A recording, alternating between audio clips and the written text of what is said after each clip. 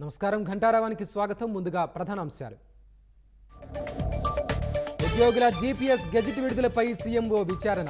మంత్రుల పేషీల్లో కోవత్తులున్నారా అనే కోణంలో ఆరా.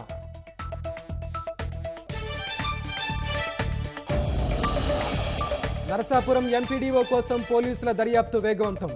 ఏలూరు కాలువలో దూకారని అనుమానంతో గాలింపు.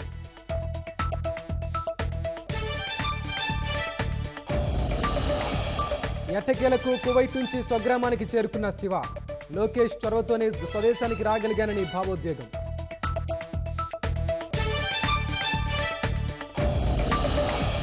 విశాఖ ఎర్రమట్టి దెబ్బల విధ్వంసంపై సీఎంఓ ఆగ్రహం. అధికారులతో మాట్లాడి తవ్వకాలు నిలిపివేత.